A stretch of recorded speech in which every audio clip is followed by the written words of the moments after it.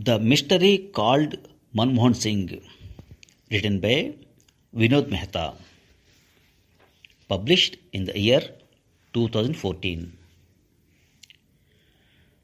Politicians are quite transparent in their end ambitions. Mr. L.K. Advani wants to be Prime Minister of India. Mr. A.B. Vajpayee wanted to achieve a breakthrough with Pakistan. Sonia Gandhi wants the Nehru torch handed over to her son.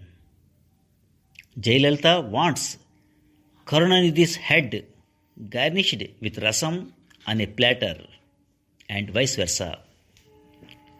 Mulayam Singh wants to address the nation from the Red Fort. But what does Manmohan Singh want? Does anyone know?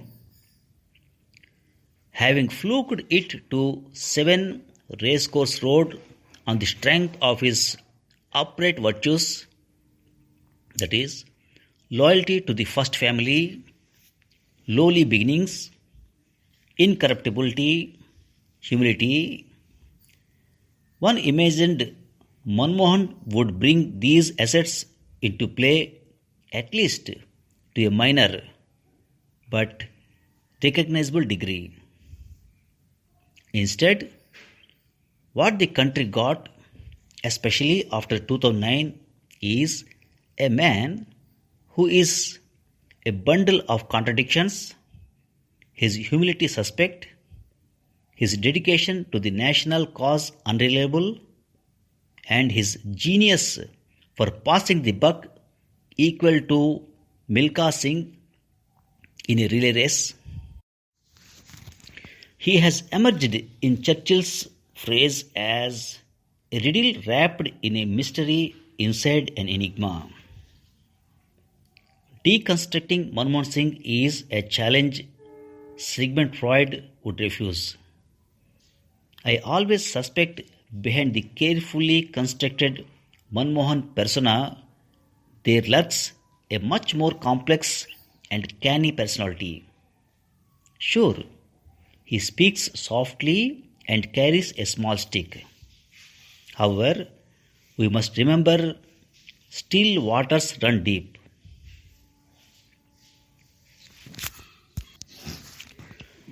Why even his fabled integrity has come under a cloud as scam after scam implicated in him lands on his table.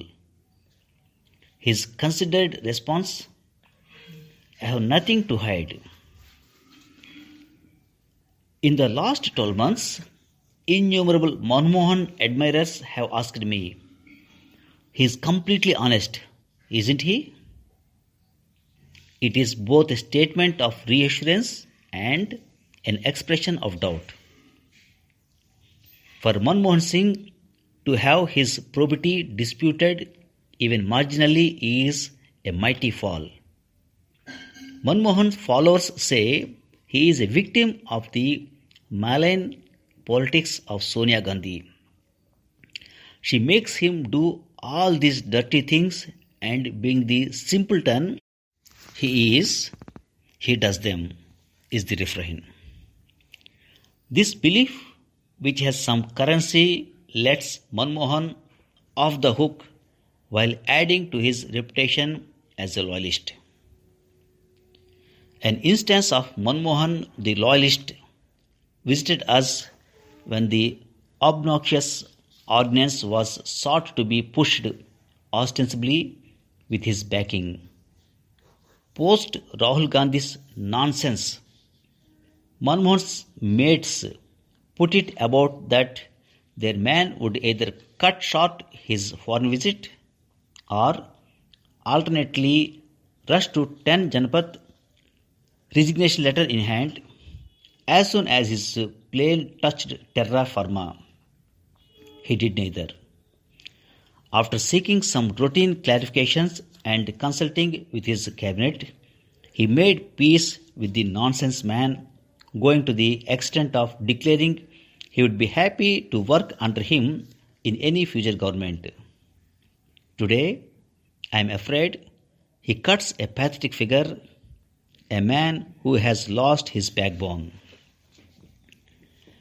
The backbone was not always lost. When it suits him, like during the Indo-US nuclear deal, it surfaces with a vengeance. Since then, it has been on holiday. The great H.L. Mencken once said, "In order to get anywhere near high office, a politician has to make so many compromises that he becomes indistinguishable from a streetwalker." Journalists enjoy attacking politicians. It is what they are paid to do. Nevertheless, and this would be true of most of my tribe, attacking Manmohan Singh is no pleasure. I do it without relish. Alas, it has to be done. And I cannot avoid asking the question the entire nation is asking. Why doesn't he chuck it in rather than take his relentless pounding day in and day out? Our Prime Minister may be many things, but he is not a masochist. If you have walked on the lawns of the Prime Minister's Lieutenant's bungalow, it is an experience worth selling your soul for. Peacocks strut around, exotic birds and butterflies fill the air, an occasional stag makes an appearance. Dr. Manmohan Singh, let me reveal, is a walker. Second, whatever they may call you at home, it is nice to go into the corridors of international power and be hailed as a savant and an elderly statesman. From Obama to Merkel to Cameron, they all lionize our Prime Minister as a good and wise man our troubled planet badly needs. This kind of acclaim can easily go to your head.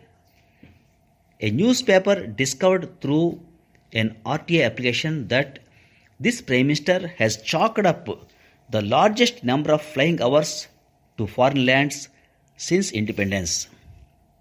Are you surprised? How will history judge Manmohan Singh?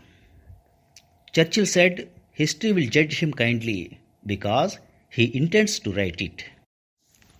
Manmohan Singh may not have that luxury. So, the sympathetic historian might concisely conclude he liked his job. Thank you very much. Now, some of the words and their meaning. Jayalalitha wants Karunanidhi's head garnished with rasam. Garnish means to provide a food with something that adds flavor, decorative color, etc.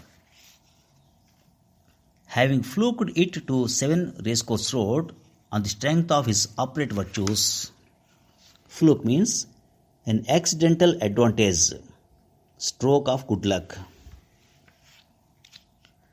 She makes him do all these dirty things, and being the simpleton he is, he does them.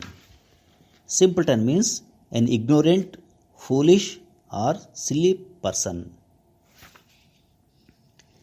An instance of Manmohan the loyalist visited us when the obnoxious ordinance was sought to be pushed ostensibly. Obnoxious means highly objectionable. Ostensible means pretended. Our Prime Minister may be many things, but he is not masochist. Masochist means a person who finds pleasure in self-denial, submissiveness. Second, whatever they may call you at home, it is nice to go into the corridors of international power and be hailed as savant. Savant means a person of profound or extensive learning, learned scholar. Thank you very much.